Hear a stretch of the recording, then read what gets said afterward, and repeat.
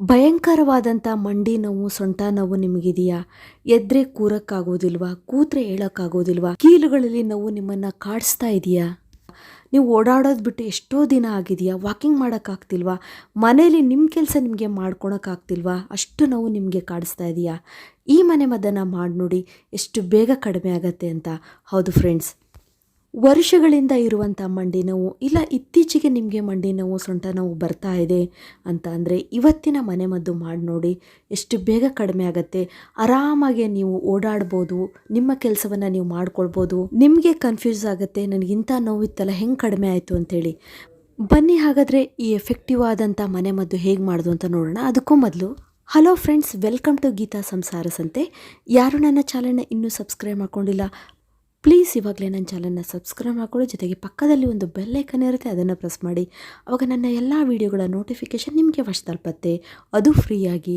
ಬನ್ನಿ ಹಾಗಾದರೆ ತಡ ಮಾಡದೆ ಈ ಮನೆ ಮದ್ದು ಹೇಗೆ ಮಾಡೋದು ಅಂತ ನೋಡೋಣ. ಇಲ್ಲಿ ಫಸ್ಟ್ ನಾನು ಒಂದು ಗಾಜಿನ ಬಾಟಲನ್ನು ತೊಗೊಂಡಿದ್ದೀನಿ. ಫ್ರೆಂಡ್ಸ್, ನೀವು ಗಾಜಿನ ಬಾಟಲನ್ನೇ ತೊಗೊಳ್ಬೇಕು. ನೋಡಿ, ಚಿಕ್ಕದಾದ ಬಾಟಲ್ ಇದ್ದರೂ ಪರವಾಗಿಲ್ಲ. ಇದಕ್ಕೆ ನಾನು ಎಳ್ಳೆಣ್ಣೆಯನ್ನು ಹಾಕ್ಕೊಳ್ತಾ ಇದ್ದೀನಿ. ನೋಡಿ, ಎಳ್ಳೆಣ್ಣೆ ನಮ್ಮ ನೋವನ್ನು ನಿವಾರಣೆ ಮಾಡುವಂಥ ಗುಣವನ್ನು ಹೊಂದಿದೆ. ಅದರಲ್ಲೂ ಆಯುರ್ವೇದದಲ್ಲಿ ಹಲವಾರು ರೀತಿಯ ನೋವು ನಿವಾರಣೆ ತೈಲವನ್ನು ತಯಾರಿ ಮಾಡಲಿಕ್ಕೆ ಬೇಸ್ ಆಯಿಲ್ ಅಂದರೆ ಎಳ್ಳೆಣ್ಣೆಯನ್ನೇ ಬಳಸ್ತಾರೆ. ಹಾಗಾಗಿ ಎಳ್ಳೆಣ್ಣೆ ಅನ್ನೋದು ಒಂದು ಒಳ್ಳೆಯ ಔಷಧಿ ಗುಣವನ್ನು ಹೊಂದಿದೆ. ಯಾವುದೇ ರೀತಿಯ ಮಂಡಿ ನೋವು, ಸೊಂಟ ನೋವು, ಮೂಳೆಗಳಲ್ಲಿ ನೋವು ಬರ್ತಾ ಇದ್ದರೆ, ಮಸಲ್ಸ್ ಪೇನ್ ಆಗಿದ್ರೆ, ಕೀಲುಗಳಲ್ಲಿ ನೋವು ಬರ್ತಾ ಇದ್ದರೆ ಎಳ್ಳೆಣ್ಣೆ ಅಪ್ಲೈ ಮಾಡಿದರೆ ನೋವನ್ನು ನಿವಾರಣೆ ಮಾಡುತ್ತೆ. ಹಾಗಾಗಿ ನಾನಿಲ್ಲಿ ಎಳ್ಳೆಣ್ಣೆಯೇ ತಗೊಳ್ಬೇಕು. ನೀವು ಈ ಎಳ್ಳೆಣ್ಣೆ ನಾವು ನಮ್ಮ ಸ್ಕಿನ್ನಿಗೆ ಅಥವಾ ಎಲ್ಲಿ ನೋವಿರುತ್ತೋ ಅಲ್ಲಿ ನಾವು ಅಪ್ಲೈ ಮಾಡಿದಾಗ ಬ್ಲಡ್ ಸರ್ಕ್ಯುಲೇಷನ್ ತುಂಬ ಚೆನ್ನಾಗಿ ಇದು ಇಂಪ್ರೂವ್ ಮಾಡುತ್ತೆ. ಮತ್ತು ಯಾವುದೇ ರೀತಿಯ ನೋವಿನಿಂದ ಬಾವು ಬಂದಿದ್ರೆ, ಊತ ಉಂಟಾಗಿದ್ರೆ ಅದೆಲ್ಲ ಕಡಿಮೆ ಆಗುತ್ತೆ. ಈ ಎಳ್ಳೆಣ್ಣೆಗೆ ನಾವು ಇನ್ನೊಂದು ಮುಖ್ಯವಾದಂಥ ಪದಾರ್ಥವನ್ನು ಸೇರಿಸಬೇಕು. ಅದ್ಯಾವುದು ಅಂದರೆ ಕರ್ಪೂರ. ನೀವು ದೇವರಿಗೆ ಮಂಗಳಾರತಿ ಮಾಡ್ತೀರಲ್ಲ, ಅದೇ ಕರ್ಪೂರ ತಗೊಳ್ಳಿ. ಕರ್ಪೂರದಲ್ಲೂ ಕೂಡ ಒಳ್ಳೆಯ ಔಷಧಿ ಗುಣಗಳಿರುತ್ತೆ. ಇದು ಕೂಡ ನೋವನ್ನು ಕಡಿಮೆ ಮಾಡುವಂಥ ಒಂದು ಮೆಡಿಸಿನಲ್ ಪ್ರಾಪರ್ಟೀಸನ್ನು ಹೊಂದಿದೆ. ಹಾಗಾಗಿ ನಾನಿಲ್ಲಿ ಕರ್ಪೂರವನ್ನು ತೊಗೊಳ್ತಾ ಇದ್ದೀನಿ. ಫ್ರೆಂಡ್ಸ್, ನೀವಿಲ್ಲಿ 5 ಕರ್ಪೂರ ತೊಗೊಂಡ್ರೆ ಸಾಕು.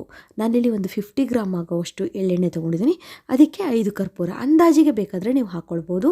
1-2 ಕರ್ಪೂರ ಹೆಚ್ಚು ಕಡಿಮೆ ಆಗುತ್ತೆ. ಇಲ್ಲಿ ನಾನು ಹೇಳಿದಾಗೆ ಉದ್ದ ಕರ್ಪೂರ ತೊಗೋಬೇಕು ಅಂತಿಲ್ಲ, ರೌಂಡಾಗಿ ಬರುತ್ತಲ್ಲ, ಅದನ್ನು ಕೂಡ ನೀವು ತೊಗೊಳ್ಬೋದು. ಸ್ವಲ್ಪ ಕರ್ಪೂರವನ್ನು ಕುಟ್ಟಿ ಪುಡಿ ಮಾಡ್ಕೊಳ್ಳೋಣ. ನೋಡಿ, ಸ್ವಲ್ಪ ನೈಸಾಗಿ ನಾವು ಪುಡಿ ಮಾಡಿಕೊಂಡ್ರೆ ಈ ಎಳ್ಳೆಣ್ಣೆಗೆ ಹಾಕಿದಾಗ ಚೆನ್ನಾಗಿ ಅದು ಎಳ್ಳೆಣ್ಣೆಯಲ್ಲಿ ಕರಗತ್ತೆ. ಅದರಲ್ಲಿರುವ ಔಷಧಿ ಗುಣವೆಲ್ಲ ಎಳ್ಳೆಣ್ಣೆಯಲ್ಲಿ ಬಿಟ್ಕೊಳ್ಳುತ್ತೆ. ನೋಡಿದ್ರಲ್ಲ ಫ್ರೆಂಡ್ಸ್, ಎಷ್ಟು ಸಿಂಪಲ್ ಆದಂಥ ಮನೆಮದ್ದು ನಮ್ಮ ನೋವನ್ನು ಕಡಿಮೆ ಮಾಡಲಿಕ್ಕೆ ರಾಮಬಾಣವಾಗಿ ಕೆಲಸ ಮಾಡುತ್ತೆ. ಕರ್ಪೂರವನ್ನು ಹಾಕಿದ ಮೇಲೆ ಸ್ವಲ್ಪ ಈ ರೀತಿ ನೀವು ಇದನ್ನು ಶೇಕ್ ಮಾಡಬೇಕು. ಈ ರೀತಿ ನೀವು ಶೇಕ್ ಮಾಡುವುದರಿಂದ ಚೆನ್ನಾಗಿ ಎಳ್ಳೆಣ್ಣೆಯಲ್ಲಿ ಕರ್ಪೂರ ಮಿಕ್ಸ್ ಆಗುತ್ತೆ. ಇವಾಗ ಸೂಪರ್ ಆಗಿರುವಂಥ ಪೈನ್ ಕಿಲ್ಲರ್ ಆಯಿಲ್ ರೆಡಿ ಆಯಿತು. ನೋಡಿ, ತುಂಬಾ ಸಿಂಪಲ್, ಈಸಿಯಾಗಿ ನಾವು ಮಾಡ್ಕೊಳ್ಬೋದು. ಹೀಗೆ ನಾವು ಇದನ್ನು ಶೇಕ್ ಮಾಡಿದ ಮೇಲೆ ಇದನ್ನು ನಾವು ಸ್ವಲ್ಪ ಬಿಸಿಲಿನಲ್ಲಿ ಇಡಬೇಕು. ಬೆಳಗ್ಗೆಯಿಂದ ಸಂಜೆವರೆಗೂ ಒಂದು 3-4 ದಿವಸ ನೀವು ಚೆನ್ನಾಗೇ ಬಿಸಿಲಿನಲ್ಲಿ ಇದನ್ನು ಇಟ್ಟರೆ ಅಲ್ಲಿ ಒಂದು ಕೆಮಿಕಲ್ ರಿಯಾಕ್ಷನ್ ಆಗುತ್ತೆ. ಆವಾಗ ಒಂದು ಒಳ್ಳೆ ಪೇಯ್ನ್ ಕಿಲ್ಲರ್ ಆಯಿಲ್ ರೆಡಿ ಆಗುತ್ತೆ. ಫ್ರೆಂಡ್ಸ್, ನೀವು ನೋಡ್ತಿದ್ರಲ್ಲ, ನಾನಿಲ್ಲಿ ಇದನ್ನು ಬಿಸಿಲಿನಲ್ಲಿ ಇಟ್ಟಿದ್ದೀನಿ. ಸೇಫ್ಟಿ ಆಗಿರುವಂಥ ಜಾಗದಲ್ಲಿ ಇದನ್ನು ಇಡಿ. ಈ ಮ್ಯಾಜಿಕ್ ಆಯಿಲನ್ನು ಹೇಗೆ ಅಪ್ಲೈ ಮಾಡೋದು ಅಂತ ನಿಮಗೆ ಹೇಳ್ತೀನಿ ನೋಡಿ. ನಿಮಗೆ ಎಲ್ಲಿ ನೋವಿದೆ ಆ ಜಾಗದಲ್ಲಿ ನೀಟಾಗಿ ನೀವು ಇದನ್ನು ಅಪ್ಲೈ ಮಾಡಬೇಕು. ಇವಾಗ ತೋರಿಸ್ತೀನಿ ನೋಡಿ, ಆಯಿಲ್ ರೆಡಿ ಆಯ್ತಲ್ವ. ನಿಮಗೆ ಎಷ್ಟು ಆಯಿಲ್ ಬೇಕು ಅಷ್ಟನ್ನು ನೋಡಿ ಈ ರೀತಿ ತಗೊಂಡು ನೋವಿರುವಂಥ ಪ್ಲೇಸಿಗೆ ಈ ರೀತಿ ಅಪ್ಲೈ ಮಾಡಿ,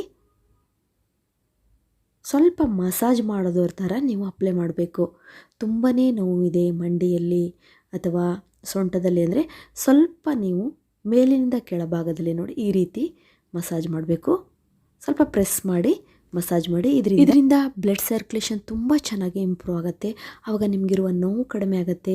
ಒಂದು ವೇಳೆ ಕೀಲುಗಳಲ್ಲಿ ನೋವು ಉಂಟಾಗಿದ್ದರೆ, ಬೆರಳುಗಳಲ್ಲಿ ಹೀಗೆ ಕೆಲವರಿಗೆ ಅಲುಗಾಡಿಸ್ಲಿಕ್ಕೆ ಬರೋದಿಲ್ಲ, ಆ ರೀತಿ ನೋವು ಉಂಟಾಗಿದ್ದರೆ, ನರಗಳಲ್ಲಿ ಬ್ಲಾಕೇಜ್ ಉಂಟಾಗಿದ್ರೂ ಕೂಡ ಈ ರೀತಿ ಮಸಾಜ್ ಮಾಡೋದ್ರಿಂದ ನೀಟಾಗಿ ಅಲ್ಲಿರುವ ಬ್ಲಾಕೇಜ್ ಕೂಡ ಓಪನ್ ಆಗುತ್ತೆ, ಅಂದರೆ ತೆರೆದುಕೊಳ್ಳುತ್ತೆ. ಆವಾಗ ಬ್ಲಡ್ ಸರ್ಕ್ಯುಲೇಷನ್ ತುಂಬ ಚೆನ್ನಾಗಾಗುತ್ತೆ. ನಿಮಗೆ ನೋವು ಉಂಟಾಗಿದ್ರೆ, ಬಾವು ಬಂದಿದ್ರೆ ಅದೆಲ್ಲ ಕಡಿಮೆ ಆಗುತ್ತೆ. ತುಂಬಾ ನೀವು ಫ್ಲೆಕ್ಸಿಬಲ್ ಆಗ್ತೀರಾ. ನಿಮಗೆ ಗೊತ್ತಾಗುತ್ತೆ ಮಸಾಜ್ ಮಾಡಿದ ಮೇಲೆ ಎಷ್ಟು ಹಗುರವಾಗುತ್ತೆ, ನೋವು ಕಡಿಮೆ ಆಗುತ್ತೆ. ಆರಾಮಾಗಿ ಮೊದಲೇ ಇದ್ದ ಹಾಗೆ ನಿಮ್ಮ ನೋವೆಲ್ಲ ಕಡಿಮೆಯಾಗಿ ನೀವು ಆರಾಮಾಗಿ ಓಡಾಡ್ಬೋದು. ಅಷ್ಟು ಚೆನ್ನಾಗಿ ರಿಲೀಫ್ ಇದರಿಂದ ನಿಮಗೆ ಸಿಗುತ್ತೆ ಫ್ರೆಂಡ್ಸ್. ಈ ರೀತಿ ನೀವು ಮಸಾಜ್ ಎಷ್ಟು ಸಲ ಮಾಡಬೇಕು ಅಂದರೆ ದಿನಕ್ಕೆ ಒಂದು 3-4 ಸಲ ಮಸಾಜ್ ಮಾಡ್ತಾ ಬನ್ನಿ. ಬೇಗ ನಿಮಗಿರುವ ನೋವೆಲ್ಲ ಕಡಿಮೆ ಆಗುತ್ತೆ. ಕುತ್ತಿಗೆ ಹಿಡಿಯುವುದು, ಕುತ್ತಿಗೆ ನೋವು ಬರ್ತಾ ಇದ್ದರೆ, ಬೆನ್ನು ನೋವು ಬರ್ತಾ ಇದ್ದರೆ, ಮತ್ತು ಹಿಮ್ಮಡಿ ನೋವು ಬರ್ತಾ ಇದ್ದರೂ ಕೂಡ ಇದನ್ನು ನೀವು ಅಪ್ಲೈ ಮಾಡ್ಬೋದು. ಸೊಂಟ ನೋವಿಗೆ ಇದನ್ನು ಅಪ್ಲೈ ಮಾಡ್ಬೋದು. ಯಾವುದೇ ದೇಹದ ಭಾಗದಲ್ಲಿ ಯಾವುದೇ ನೋವಾಗಿದ್ರೂ ಇದನ್ನು ಅಪ್ಲೈ ಮಾಡಿ, ಬೇಗ ನಿಮಗೆ ಕಡಿಮೆ ಆಗುತ್ತೆ. ಒಂದು ಸಲ ನೀವು ಈ ಆಯಿಲನ್ನು ತಯಾರಿ ಮಾಡಿಟ್ಕೊಂಡ್ರೆ ವರ್ಷಾನುಗಟ್ಟಲೆ ಇದನ್ನು ಯೂಸ್ ಮಾಡ್ಬೋದು. ಇನ್ನು ನೀವು ಆಯಿಲ್ ಅಪ್ಲೈ ಮಾಡೋದ್ರ ಜೊತೆಗೆ ಇನ್ನೊಂದು ಮನೆ ಮದ್ದನ್ನು ಹೇಳ್ತೀನಿ ನೋಡಿ. ಬೆಳಗ್ಗೆ ನೀವು ತಿಂಡಿ ತಿಂದಾದಮೇಲೆ ಮತ್ತು ರಾತ್ರಿ ಊಟ ಆದಮೇಲೆ ಶುಂಠಿ ಕಷಾಯವನ್ನು ಮಾಡಿ ಕುಡಿಯೋದನ್ನು ರೂಢಿ ಮಾಡ್ಕೊಳ್ಳಿ. ಸ್ವಲ್ಪ ಶುಂಠಿಯನ್ನು ಜಜ್ಜಿ ಹಾಕಿ ಅದರ ನೀರನ್ನು ಕುಡಿಯುವುದು. ಇದರಿಂದ ನಮ್ಮ ದೇಹದಲ್ಲಿ ಸೇರಿಕೊಂಡಂಥ ವಾತ ಕಸ ಕೂಡ ಕಡಿಮೆ ಆಗುತ್ತೆ. ತುಂಬ ಜನಕ್ಕೆ ಟೀ ಕುಡಿಯುವಂಥ ರೂಢಿ ಇರುತ್ತೆ. ಈ ಟೀ ಕುಡಿಯೋದ್ರಿಂದಲೇ ದೇಹದಲ್ಲಿ ವಾತ ಜಾಸ್ತಿ ಆಗ್ತಾ ಹೋಗುತ್ತೆ, ಗ್ಯಾಸ್ ಜಾಸ್ತಿ ಆಗುತ್ತೆ. ಆವಾಗೂ ಕೂಡ ಮಂಡಿ ನೋವು ಬರ್ತಾ ಇರುತ್ತೆ. ಅಂಥವ್ರು ಏನು ಮಾಡಬೇಕು, ಟೀ ಮಾಡ್ತಿರಲ್ಲ ಅದಕ್ಕೆ ಸ್ವಲ್ಪ ಶುಂಠಿಯ ರಸವನ್ನು ಆ್ಯಡ್ ಮಾಡ್ಕೊಳ್ಳಿ. ಶುಂಠಿಯನ್ನು ಜಜ್ಜಿ ಹಾಕ್ಕೊಂಡು ಟೀ ಮಾಡ್ಕೊಳ್ಳಿ. ಆವಾಗ ನಿಮಗೆ ಇರುವಂಥ ವಾತ ಅಥವಾ ಗ್ಯಾಸ್ ಅಸಿಡಿಟಿ ಆಗ್ತಿದ್ರೆ ಅದೆಲ್ಲ ಕಡಿಮೆ ಆಗುತ್ತೆ. ಒಮ್ಮೊಮ್ಮೆ ದೇಹದಲ್ಲಿ ವಿಪರೀತವಾದಂಥ ವಾತ ಕಸ ಸೇರಿಕೊಂಡಿದ್ರೆ ಇದರಿಂದ ಕೂಡ ದೇಹದ ಹಲವಾರು ಭಾಗದಲ್ಲಿ ನೋವು ಬರಲಿಕ್ಕೆ ಸ್ಟಾರ್ಟ್ ಆಗುತ್ತೆ. ಇದ್ದಕ್ಕಿದ್ದಾಗೆ ಕುತ್ತಿಗೆ ಹಿಡಿಯುವುದು, ಕುತ್ತಿಗೆ ನೋವು, ಬೆನ್ನು ನೋವು, ಮಂಡಿ ನೋವು, ಕೈಕಾಲುಗಳಲ್ಲಿ ನೋವು, ಬೆರಳು ಆಡಿಸ್ಲಿಕ್ಕೆ ಕೂಡ ಬರೋದಿಲ್ಲ, ಅಷ್ಟು ಬೆರಳು ಗಂಟುಗಳಲ್ಲಿ ನೋವು ಅಂತ ಹೇಳ್ತೀವಲ್ಲ ಅದೆಲ್ಲ ಬರ್ತಾ ಇರುತ್ತೆ. ಅದೆಲ್ಲ ಬರೋದು ವಾತ ಕಸದಿಂದ. ಹಾಗಾಗಿ ವಾತವನ್ನು ನಿವಾರಣೆ ಮಾಡಬೇಕು ಮತ್ತು ನಮ್ಮ ದೇಹದಲ್ಲಿ ವಾತಕಸ ಆಗದೇ ಇರುವ ಹಾಗೆ ಅಂತಹ ಪದಾರ್ಥಗಳ ಸೇವನೆ ನಾವು ಮಾಡಬೇಕು. ನಾವು ಪದೇ ಪದೇ ಜಂಕ್ ಫುಡ್ಗಳ ಸೇವನೆ ಮಾಡ್ತಾ ಇದ್ದರೆ, ಕರಿದ ಪದಾರ್ಥಗಳನ್ನು ತಿಂತಾ ಇದ್ದರೆ, ತುಂಬಾ ಖಾರ ಮಸಾಲೆಯುಕ್ತ ಪದಾರ್ಥಗಳನ್ನು ತಿನ್ನುವುದರಿಂದ ಇಂತಹ ಸಮಸ್ಯೆಗಳು ಬರ್ಬೋದು. ಇಂಥವರು ಯಾವ್ಯಾವ ಪದಾರ್ಥಗಳನ್ನು ತಿನ್ನಬಾರ್ದು, ಕೆಲವೊಂದು ಕಾಳುಗಳು ಮತ್ತು ಈ ಆಲೂಗಡ್ಡೆ, ಕೆಲವರಿಗೆ ಬದನೆಕಾಯಿ ಕೂಡ ಒಳ್ಳೆಯದಲ್ಲ. ಹಾಗಾಗಿ ಇಂತಹ ಎಲ್ಲ ಪದಾರ್ಥಗಳನ್ನು ಅವಾಯ್ಡ್ ಮಾಡೋದು ತುಂಬ ಒಳ್ಳೆಯದು. ಆದಷ್ಟು ಈಸಿಯಾಗಿ ಡೈಜೆಸ್ಟ್ ಆಗುವಂಥ ಪದಾರ್ಥಗಳ ಸೇವನೆ, ಹಸಿ ತರಕಾರಿಗಳನ್ನು ತಿನ್ನುವುದು. ಒಂದು ವೇಳೆ ಕೆಲವರಿಗೆ ಹಸಿ ತರಕಾರಿ ಡೈಜೆಸ್ಟ್ ಆಗೋಲ್ಲ, ಸ್ವಲ್ಪ ಬೇಯಿಸಿ ಕೂಡ ತಿನ್ಬೋದು. ಇಲ್ಲಿ ನೀವು ಮೇಲೆ ನೋಡ್ತಿದ್ದೀರಲ್ಲ, ಈ ಎಲ್ಲ ತರಕಾರಿಗಳು ತುಂಬಾ ಒಳ್ಳೆಯದು. ತರಕಾರಿಗಳನ್ನು ಹೆಚ್ಚು ಸೇವನೆ ಮಾಡುವುದರಿಂದ ಅದರಲ್ಲಿರುವ ಫೈಬರ್ ಅಂಶದಿಂದಾಗಿ ದೇಹದಲ್ಲಿ ಸೇರಿಕೊಂಡಂಥ ಕೆಟ್ಟ ಕಲ್ಮಶಗಳು ಹೊರಹಾಕಲ್ಪಡುತ್ತೆ. ಬೆಳಗಿನ ಕೆಲಸವು ತುಂಬ ಚೆನ್ನಾಗಾಗುತ್ತೆ. ಗ್ಯಾಸ್ ಅಸಿಡಿಟಿ ಅಥವಾ ವಾತಕಸ ನಿಮಗೆ ಬರೋದಿಲ್ಲ.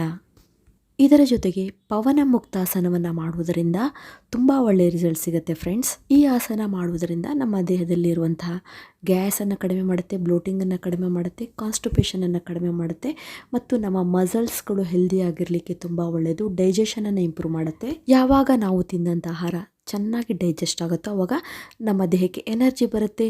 ಇಂತಹ ಸಮಸ್ಯೆಗಳು ಎಲ್ಲ ಕಡಿಮೆ ಆಗುತ್ತೆ ಫ್ರೆಂಡ್ಸ್. ಇದುವರೆಗೂ ನಾನು ವಿಡಿಯೋ ನೋಡೋದಕ್ಕೆ ನಿಮಗೆಲ್ಲರಿಗೂ ಧನ್ಯವಾದಗಳು. ಇದೇ ರೀತಿಯ ಉತ್ತಮ ಮಾಹಿತಿಯುಳ್ಳ ವಿಡಿಯೋಗಳಿಗಾಗಿ ನನ್ನ ಚಾನಲ್ನ ಸಬ್ಸ್ಕ್ರೈಬ್ ಮಾಡ್ಕೊಳ್ಳಿ. ಮತ್ತೆ ಭೇಟಿ ಆಗೋಣ ಹೊಸ ವಿಷಯದೊಂದಿಗೆ. Till then be happy, take care, bye.